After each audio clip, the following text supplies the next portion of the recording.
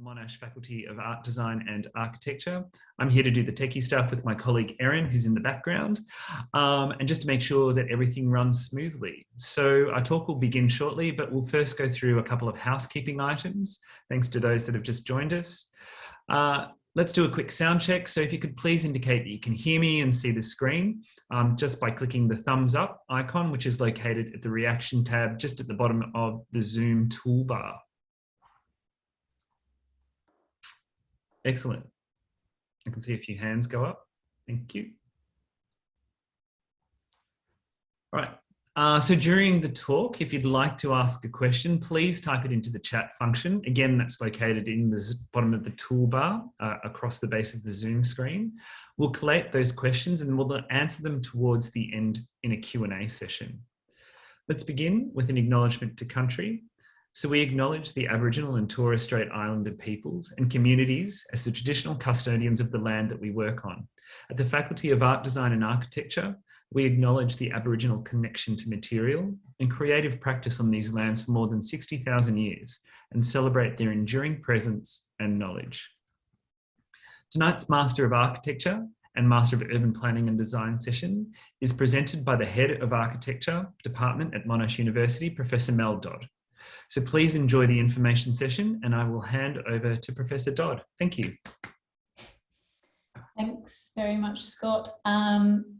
Hopefully everyone can see and hear me okay. We're in a webinar format, so I can't actually see you, which is somewhat of a shame, but hopefully you can all see and hear me okay. I'm going to be running through a talk which gives you some background on our department and then goes through a little bit of detail on the two courses, and very much this is an opportunity for you to ask questions. So it's an information session. So do feel that you can pop questions into the chat, and do feel that when we come to the end of it, you know, there still might be a lot you want to know because I'm not going to go into every granular detail. So more than happy to drill down into specific questions and things that you might need to, you know, you're actually come here to find out if they're not in the main talk. So I'm going to share my screen and perhaps just also ask Scott if it's appearing. Absolutely, full screen and it looks fantastic. Good.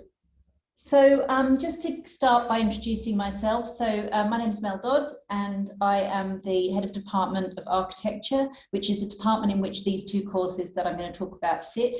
So I'm the overall Head of Department. I'm also relatively new to Monash, and I've spent a lot of the last 25 years teaching in academic environments in both Australia and also in the UK, and I've been in the UK for the last 8 to 10 years as a head at Central St Martin's. So I guess I have a sort of a back and forth. I've come to Monash because it's a incredibly rich school of architecture. I think it has a wonderful reputation for expanded architectural and urbanism territory of exploration. And that's certainly what's drawn me into Monash. And so I hope I'm going to be able to capture a little bit of that for you. I think the heading of this talk, how can architecture and urban planning respond to a changing world, really sets up our desire to understand that as we are change agents in a broader way. Architects and urban planners are within a discipline, but we're also interested in the most expanded form that discipline can take so that we can really start to address some of the challenges of our age. So the question we're asking ourselves is, how can architects and planners be change agents? Not just professionals, not just people who work in offices, not just people who design buildings or cities, but actually starting to understand how we intervene productively in some of our global challenges.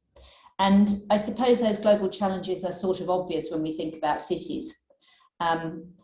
And urbanisation is in, if you like, the research territory of our department.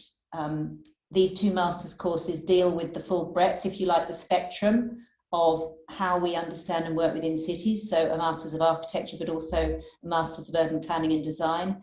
That those two courses really set the scene for understanding the context of cities, how they're made and planned, as well as how they're built and materialised.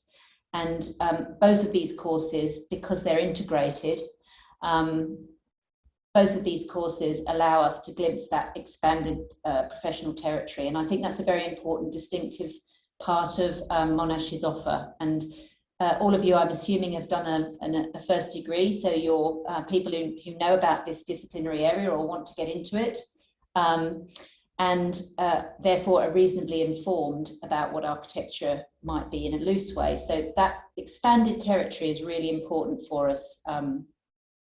We're not interested just in cities as sort of built phenomena, but also as social phenomena, social, political and economic phenomena, because many of the challenges of cities like these sort of other infrastructures and the intersection of the social, economic and political infrastructures with spatial infrastructures. This slide says it in one, an informal settlement in the global south set against, let's say, a suburb. Something we're maybe a little bit more familiar with. So the inequities of cities, the way in which people try to find space to live in cities, these broader contexts of and infrastructures are really important to how we think about the urban environment. And as I said, therefore, social inequality is a key part of that, and goes to this sense that we want to understand cities as more than just built physical entities, but also places where people grow up, live out their lives, and we want well-being, sustainability, and other outcomes to be as important. Cities have particular challenges. These are probably all quite clear to us. Cities are ever-increasing entities. Megalopolises around the world really are the sort of the challenge for us. So sprawl and the spread of cities, particularly low-density cities. This is Los Angeles, but it could sort of be outer reaches of Melbourne or Sydney. So how sprawl affects our broader natural environments, energy that we use, quality of life, and again, access to facilities and amenities is one of the challenges which the contemporary city is really having to deal with. Density, a challenge, also an opportunity. How can we live more densely, but also in a good way, enjoy that density and not suffer by it? So density is an opportunity for us to use less land, use less energy, use less resources, but also density. Traditionally in cities, density has often led to problems with health and well-being. So this balance of how we get density into cities in a good way is part of the broader understanding of how we make cities. And of course, we have global challenges that are really upon us and have been with us. I think this time last year, bushfires were raging or had been raging in Australia. And really exhibiting sort of the environmental challenges of the age. This year, coming swiftly on, a global pandemic never experienced and unprecedented, which has driven whole new understandings of how we might live in cities, how we might work at home, how we might have to fundamentally change the way in which we go shopping, socialise, and live day to day. So these challenges are challenges that we deal with in the research and teaching of our courses. So they really are the sort of bedrock of the sorts of inquiry that we're making. So I think our questions are very broad, perhaps, but really meaningful. How can architecture and planners contribute to the common good? Ultimately, that is our objective. It's about a value which is about having some sort of public benefit.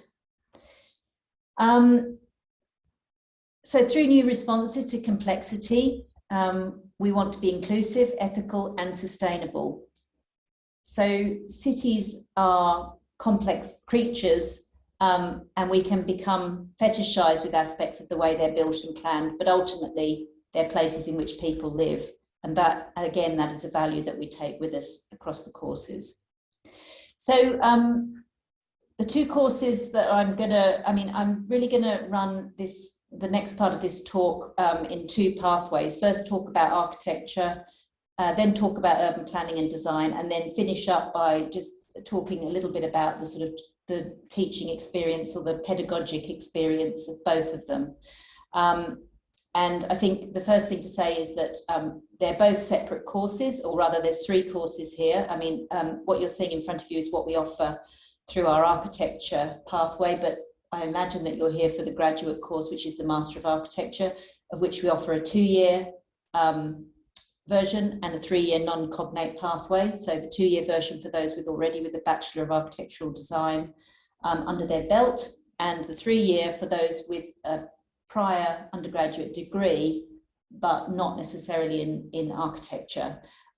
So architecture is important in our department, but urban planning and design is a newer course, but one which we have deliberately included because we are interested in broader cities. They have an integration, so our architecture masters and our urban planning and design masters have some integrated elements. They have some integrated studios, and there are opportunities to choose subjects from each when you are in those courses. So in that sense, it's very much a holistic culture and understanding them together. But they are 2 distinctive courses. So in terms of architecture, the Masters of Architecture runs in a 2-year and a 3-year mode. And if you have questions about how they run, it might be best to come through specific questions. Very broadly, we have around 40 staff in the architecture department. Many of them are really renowned architects. Amongst them, for example, I'm going to draw your attention to 2 here. Professor Nigel Bertram is a practitioner who has practiced NMBW, has been in Melbourne for probably, I think it's probably around 20 to 30 years. You might know his work. This is zooming into a house that he's done. It's a nice image because it brings in this sense of the house in the city. And Nigel has certainly worked on domestic and multi-residential projects, but Nigel's also, and in NMBW as a practice, have also worked on urban projects, ideas about new typologies for housing, research into affordable rental housing, and also public projects, work for large institutions, universities. The garden building at RMIT, for example, is one of NMBW's projects. So we have award-winning architects who also are professors. So this is a fantastic opportunity because architecture is a professional discipline, and we largely teach it using professional practicing staff. And those are sometimes professors, and they're sometimes staff who come in from practice to teach. So that's a really important and non-negotiable part of architectural education. And those of you who've already done a 3-year architectural degree will have had that experience, I imagine, in your own universities. But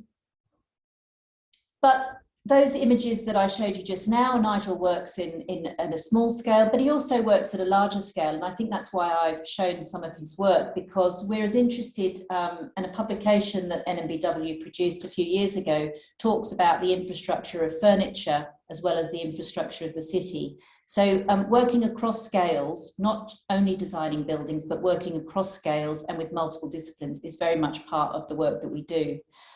We also see the outputs, your careers, as potentially much broader than just professional practice. But at another scale, and another example of a staff member, we're also concerned with planetary urbanism. And by that, I mean global situations, global cities, and the conundrums and challenges that they face. So another of our staff members is Professor Diego Ramirez Lovering. He's again, has been part of Monash architecture, like Nigel, since the department was established in the mid-2000s, and really important set of inquiries and projects in informal cities. We have an informal cities lab, and some of the projects that Diego is doing are in cities globally, in particular the RISE project, which stands for Revitalising Informal Settlements and Their Environments, and is a project based in Indonesia, which is funded by the Asian Bank and the Wellcome Institute, and is working across disciplines with engineers, architects, and public health staff in looking at how informal settlements can be retrofitted with sanitation and water-sensitive urban design to make them safer places to live for those people who do live in informal and shanty town settlements. So really important, both of these two professors are sort of, if you like, have set some of the DNA for our department, and there is many others. Set the DNA with respect to understanding architecture as part of the city. So architecture as a type of urbanism, or if you like, an urban architecture. And the RISE project in particular has run studios where students have been able to travel to Indonesia and look at some of this, these settlements themselves and work through research and design studios on some of the challenges that they've faced. So this is some of the student work that has come out of what's a very big research project, multi-million-dollar, actually building this infrastructure and allowing students to become part of that through design studios. So I think in terms of how architecture runs, I think you can see that this is about situating our knowledge out in the world, understanding how we can put ourselves to work through the degrees themselves, not just preparing you for what you might do when you finish, but actually allowing you to do some of that work while you're studying with us. City planning. Moving on, the concept of city planning is enshrined within our Master of Urban Planning and Design course, also leading to PhD pathways. Professor Carl Grodak is the course leader of this course, and you may know Carl if you're interested in this course. It may be that you've followed up some of his research. He's again a planner. Renowned planner, has worked for a number of years in a series of sectors looking at, for example, industry within the city, creative industries within the city, and other broader aspects of, in particular, Melbourne and how it's coping after COVID. In terms of urban planning and design, the design add-on to this degree, title, Urban Planning and Design, is really important. So you may be familiar and you may have looked at various sorts of planning courses. What's different about urban planning and design is that we are deliberately introducing design as a part of the planning process, understanding that we need planners who have the language of design within their skills and capability set. So that's what's particular about our urban planning and design, the design bit. It's of course delivered by experienced planning professionals and planning researchers, but because we integrate it with our design studios, it's also able to give you a flavour and a taste of how design of cities also operates.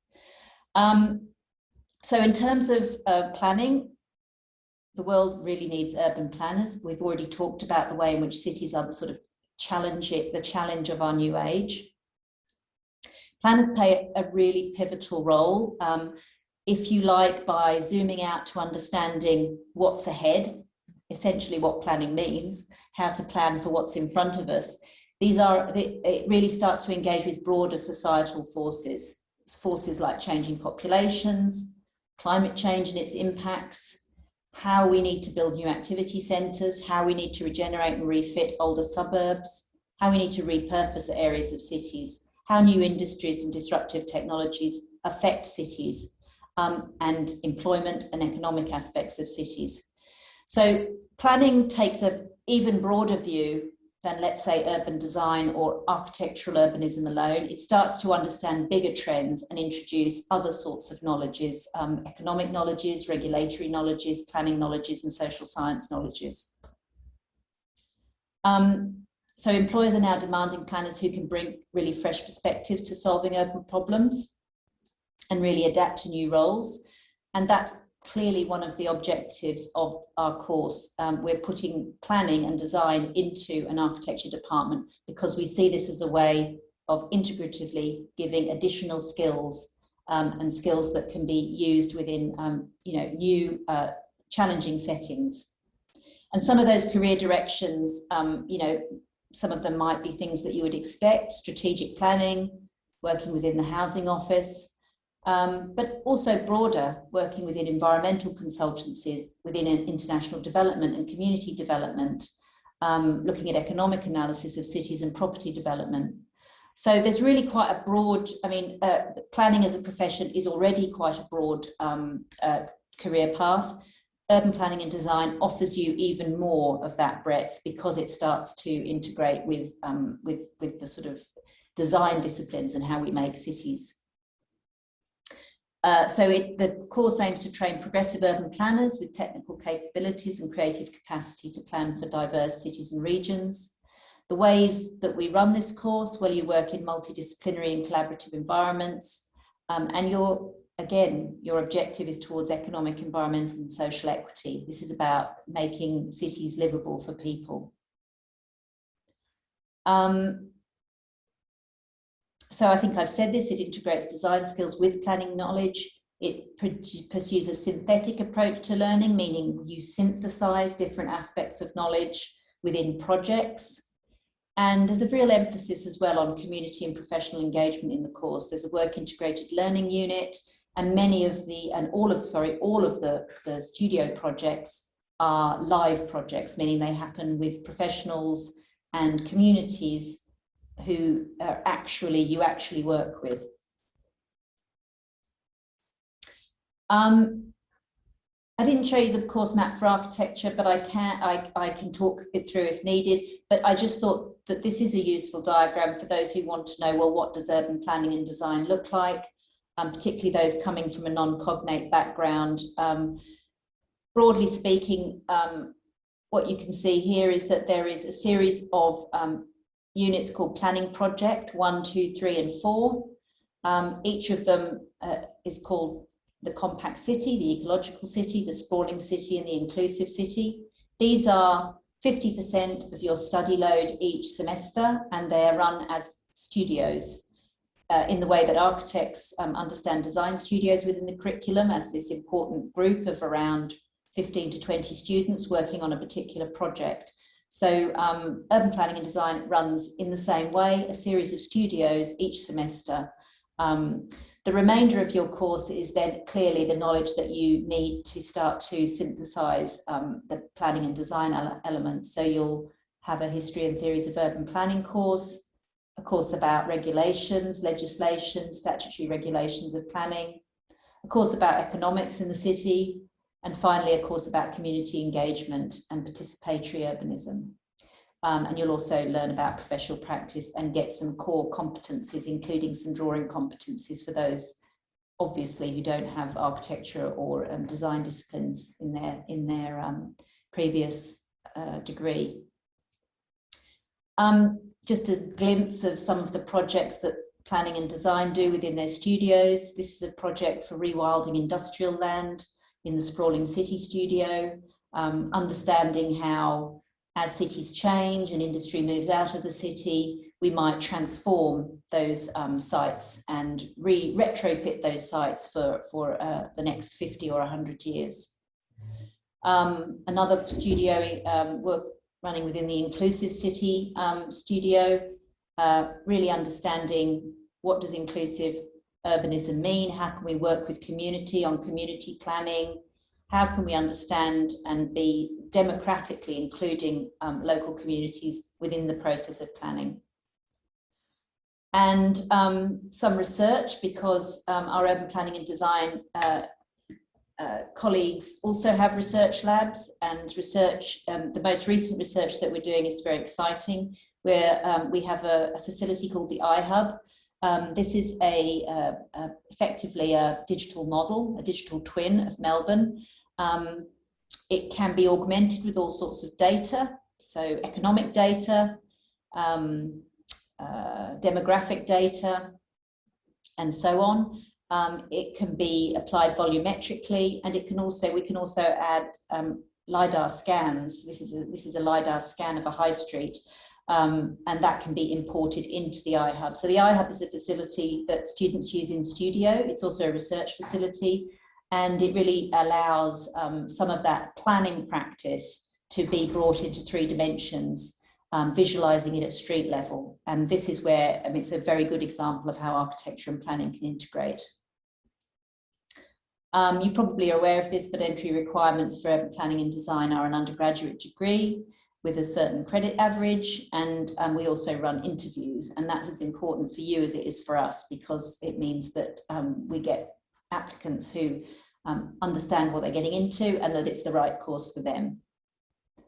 So just to finish up, really telling you a little bit about how we teach, because for some of you who've done architectural design disciplines before, you probably know that a design studio is both a sort of form of pedagogy or teaching, as well as an actual physical place. It looks like a bit like this usually, but it's a very particular type of learning and teaching curriculum that we have within architecture. And it's one of the reasons why architectural education is so distinctive, in my view, and why it's so popular and engaging. It's because we engage in making things together in spaces and on sites and in contexts, and we do it with our hands. We make models, we sketch, we draw, and so the design studio is a really integral part of how we teach architecture and planning and design. The design studio takes many forms in different institutions. This is actually a top view of Harvard GSD. They're lucky enough to get their own desk. This is the AA school in London. Studios are slightly different. It's in a Georgian house. Monash studios are on our campus, and encourage you to come to open day if you want to have a look around. These are big open spaces, plenty of pin-up space, opportunities to talk about work together, have seminars, tutorials, and do group work. So it's the linchpin of both of our graduate courses, all three of them. We also work on not only in the studio, but also through exhibitions. So the showing of work and the talking about work is a really important part of how we teach, and that's important to get across for those coming into the 3-year Masters of Architecture who might have had a different type of undergraduate degree, maybe one that was more lecture and tutorial based, and the planning and design applicants. And finally, we do projects within those design studios, and they're invariably engage with real life situations with experts, industries and communities, and through the form of live projects with real clients. What does that look like? Well, here's a couple of quick examples of studios in the last couple of years. On the left, Regional Regeneration, the studio called Welcome to Triabunna. This is a studio that ran in Tasmania based on a regional town that needed regeneration due to loss of industry. Students travelled to Triabunna, worked with local authorities and local industry partners, looking at sites, including an old timber mill. The project did some report and feasibility work for the local authority, as well as develop lots of options and designs for how Triabunna could start to focus its regeneration. On the right, urban densification in Cremorne, this site obviously in Melbourne, looking at a dense city quarter, a quarter that's starting to become a sort of innovation precinct, and how densification can happen equitably and also with green infrastructure.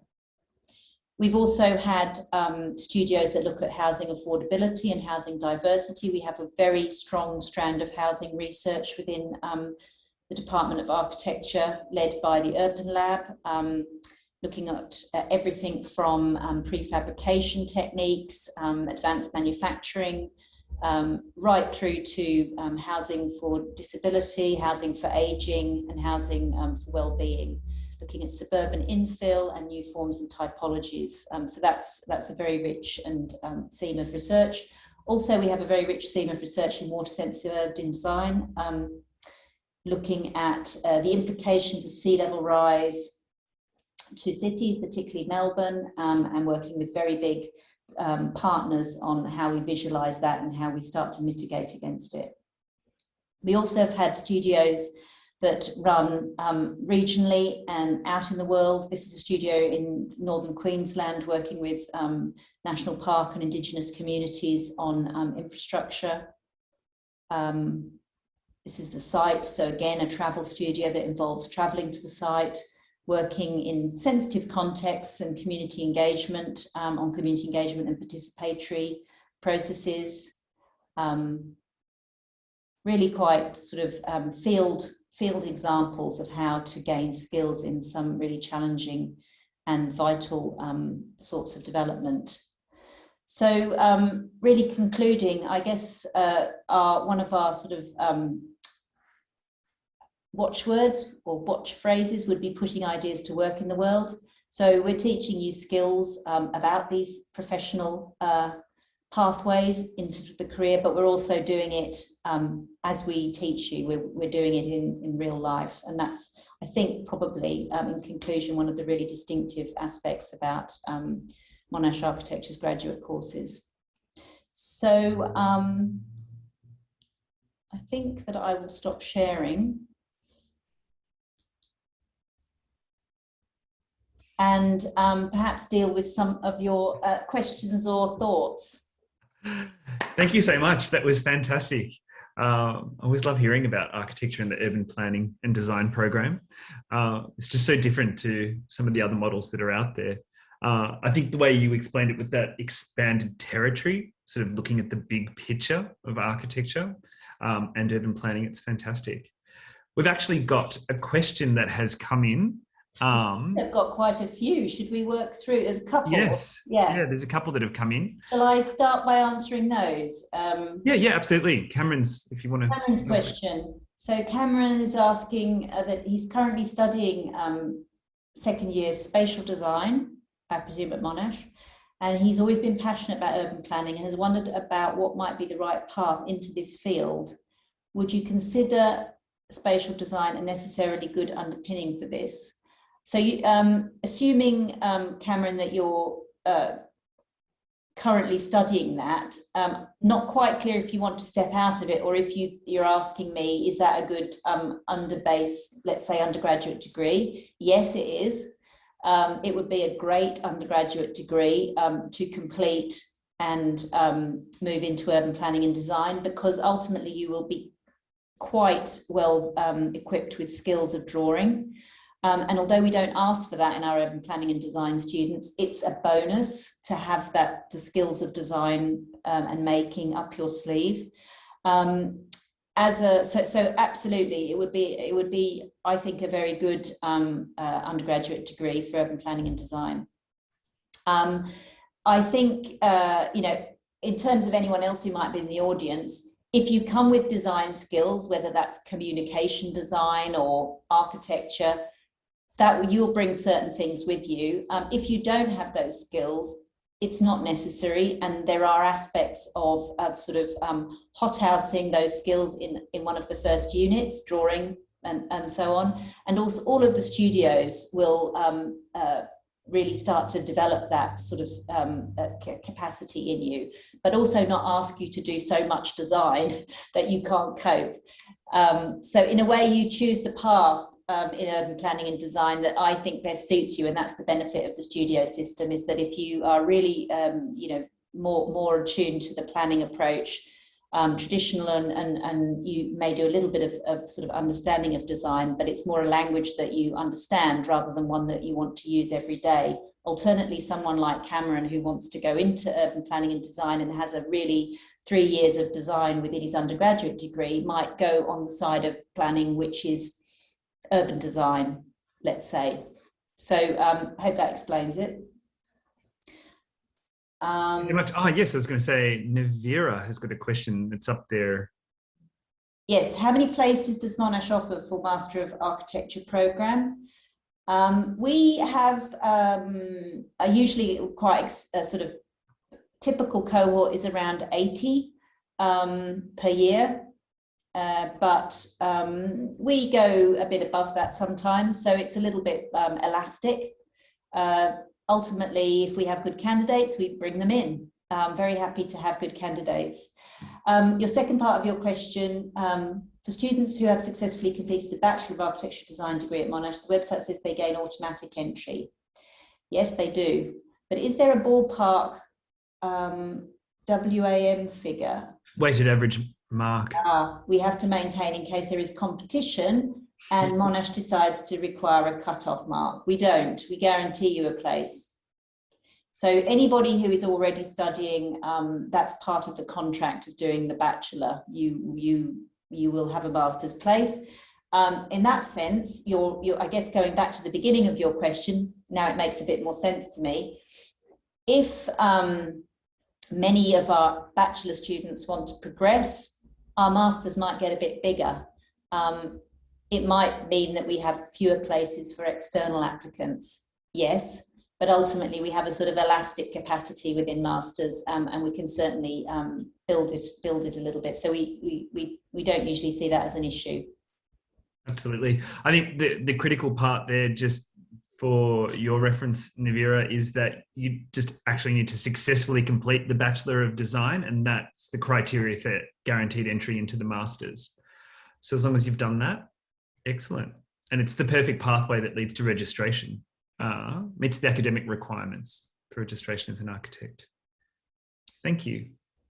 Thanks for those questions. Can I encourage anyone else who wants to ask any nitty-gritty questions? Do we have anyone who's interested, anyone else who's interested in urban planning and design here, or in the... Yes, we've got a few students who are interested in shifting into the 2-year Master of Architecture, and there's a couple that are interested in the Masters of Urban Design. So, yes, so sort of a bit of a broad spectrum there.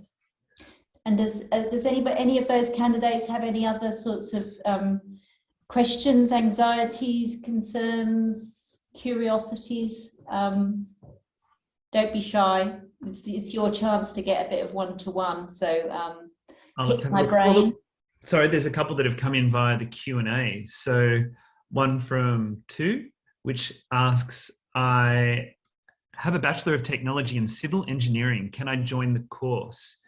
Tu, were you asking about the Masters of Architecture or Urban Planning and Design? But we can talk about both. I can answer the question for that. If you've got a Bachelor of Civil Engineering, you would be eligible to enter both the 3-year non-cognate Masters of Architecture as well as the Urban Planning and Design Masters. So both of those, that was a very logical and sound degree to have as a prior degree. If the question is about whether you would be able to enter the 2-year Masters, that would be probably unlikely, partly because there is a lot of input into the Bachelor that you would miss out on. So I think the 3-year non-cognate would be the answer, where you would pick up all of that stuff and then also move straight in. So it's really picking up an extra year, if you think about it, because if you want to be an architect, you have to do a 2-year Masters anyway. It's a very popular course, and I think really smart course, because it also produces a really fantastic set of students who've got a wonderfully diverse set of backgrounds. Whether it's like you, civil engineering, whether it's filmmaking, whether it's maths, whether it's economics.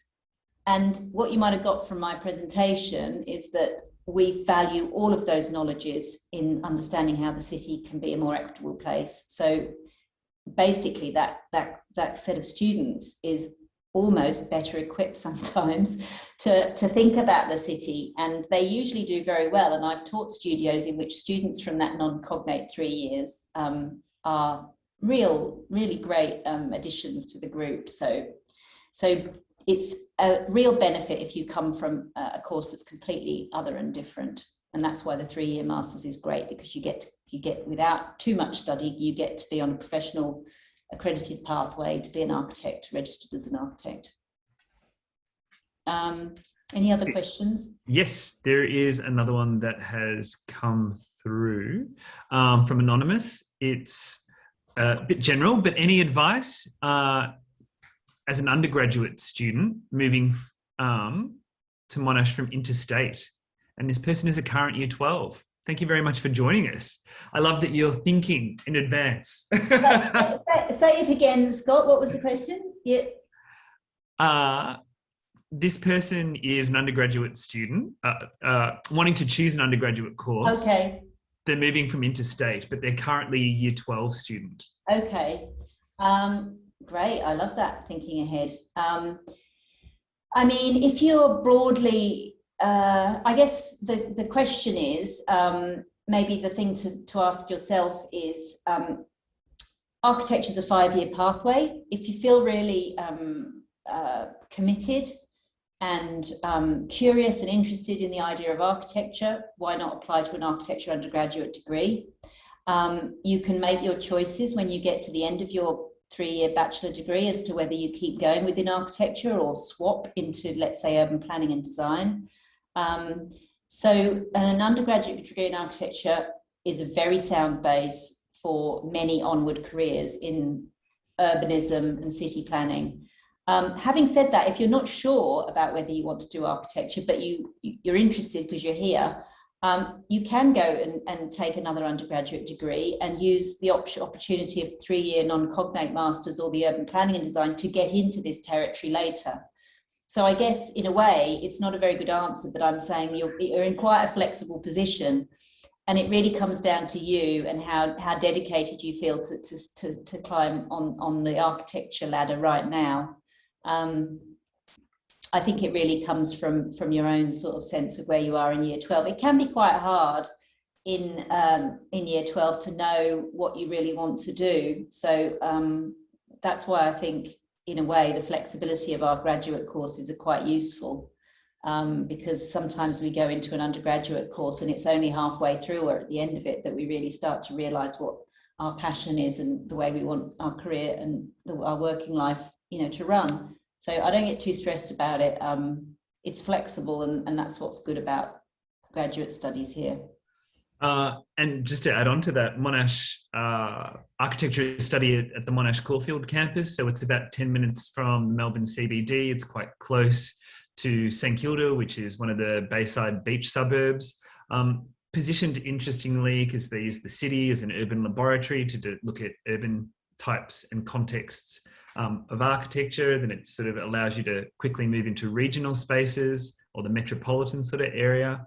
So it's a great position with lots of energy and vibrancy on campus, lots of accommodation around. Good spot, good spot. Yeah, agree. We have a very convenient campus because we're right by Caulfield Station, which is pretty much 15 minutes from Flinders Street. And the campus is really beautiful, and it also has a lot of really interesting active spaces. It's also got the Monash University Museum of Art, which is a MUMA, which is a fantastic facility, a library, and clearly we share our faculty with the Department of Art and Department of Design, which makes for a very super interesting cultural sort of rich place. Cool. We've got another one that has come in from Navira. Okay, does Monash have any programs that help us find internships at architecture firms straight out of the Master of Architecture program for high-performing students? What sort of things are employers looking for in fresh grads? This is an excellent question. This is a great question. I'm ready for this one. Got my pen ready. This is a sort of bit of a passion of mine, Navira, because I guess what you might have got from some of the presentation and also the things that I've done is that I'm really passionate about our architectural education that doesn't just put us in a sort of remote studio and teach us how to draw, but never introduces us to the reality of the jobs and lives and city that we're going to engage in. So it is a professional qualification, so we already have a lot of teachers teaching who are in practice, and we have live projects that take you out into context of practice. So that's there. In terms of programs to help find internships, we're developing up for urban planning and design and architecture are developing an elective, a work integrated learning elective. And this is an opportunity to start to effectively do some work experience, but credited into the course. And you might expect, given what I've talked about in terms of our profile and what we're interested in, we're looking at really wide partners for the hosts of those integrated learning. So Hosts might be local authorities, they might be very big multidisciplinary organisations, they might be public sector, and they might be architectural practices. So lots of different ways to sort of dip in and experience the work environment. I think it's really important that you do that. In terms of help to find other internships that you might do straight out of the programme, so when you've finished, I think one thing is that you develop a good network at architecture school, because we have so many practicing architects on staff. And then in addition to the practicing architects on staff, we have practicing architects coming in to teach studio as our hourly paid tutors. So you make a lot of networks when you're at architecture school with the profession. And what's great is that those teachers remember you. You have at your disposal, you can contact them, and you can develop relationships that mean that you ask them when you're studying if an internship is possible. So there's a lot of independent possibilities with your teaching staff to develop networks, and I think that's a really good skill that you can use while you're here. In terms of actual official help beyond that, we don't officially help you find a year out position. Obviously, most people who finish the masters do go on and do a year out, because then you need to prepare for your final registration exam to register as an architect. But we certainly informally will support you and help you as much as we can. And we have many adjuncts from excellent Melbourne practices, Kirsten Thompson Architects, Lyons Architects, and so on. So like I said, we do as much as we can to support you in finding that opportunity, and you can come back to us as an alumni. We're also thinking, well, we really value alumni anyway, but we're thinking of an alumni project in which we will get you all back and talk about your experiences, your work experiences, and really develop a bit of an alumni culture. And I think that's also really important, because many of our graduates have fantastic experiences and really diverse experiences, and it helps a lot of you in the final 2 years to sort of understand where you might like to head, and how you might even use the alumni of some of your networks. I do have a little question for you, because you mentioned earlier about the studios and the learning that the students do, and that quite often they work with practicing architects. So within those studios, do the students, apart from working on simulated or speculative projects, do they often get the opportunity to work on maybe a project that's happening in the architect's studio or firm? Yes, yeah, quite often. I mean, often a practice will teach and use something that they're working on at the time. So for example, perhaps they're working on affordable housing in a particular site, and it introduces all sorts of challenges and interesting topics, and the studio can often be like a laboratory for that practice. So at the moment we have a practice, Jackson Clement Burrows. One of our staff members, Sarah Rees, is a practicing architect with JCB, and they are really interesting architects, and she's doing a studio in which the students are actually studying within the practice environment in their offices. And they're doing a really interesting project on Birrarung Ma, the parkland. And Sarah Rees is an Indigenous practitioner, and so they are looking at Indigenous cultures and understanding country as in respect to landscape architecture projects. So JCB are hosting that studio in their office, and that happens occasionally. Otherwise, people come in and run the studios from our campus.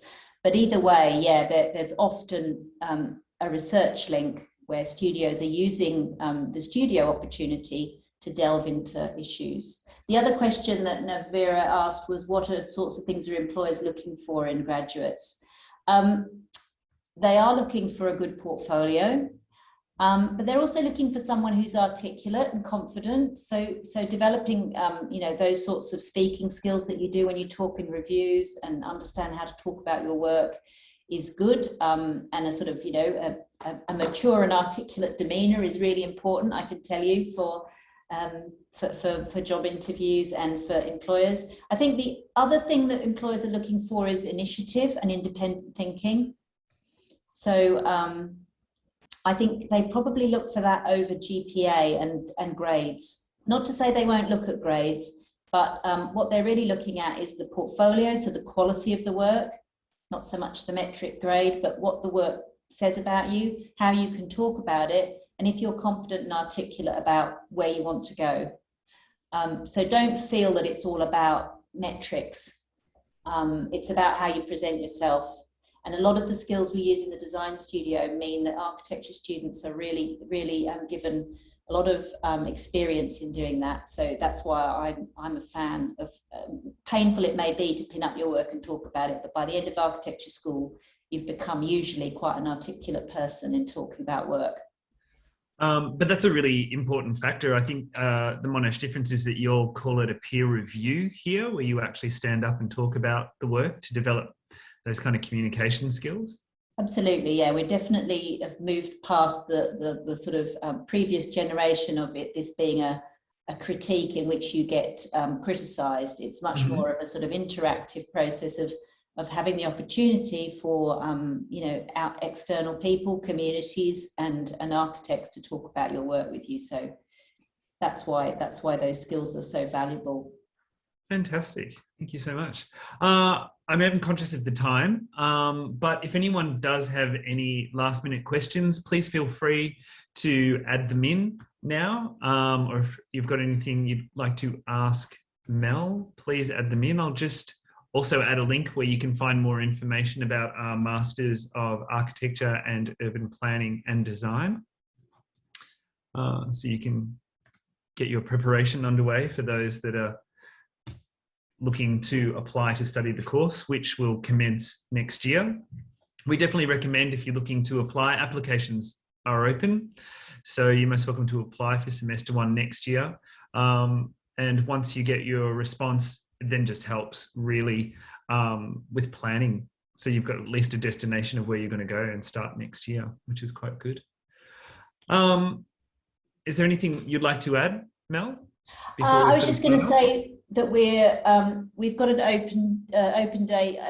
Can graduate people who are interested in graduate courses come to that open day, or is it? The open day is sort of a bit more directed towards secondary school students, but there is always a number of events that go on at Monash Architecture. So I'll just pop in the event link and you'll be able to look and see what's happening there for the events, and then also sign up if you'd like to be kept up to date with the latest news.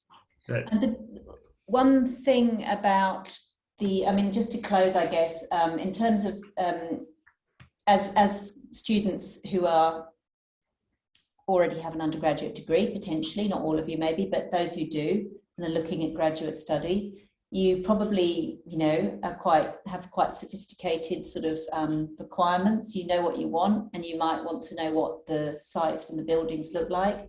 So very happy to take requests for visits and tours, chats, anything that helps you get a bit of insight, because really understand that it's something that as a postgraduate, you're more aware of what you're looking for and more sort of discerning, let's call it, because you know what university's like. So happy to offer that.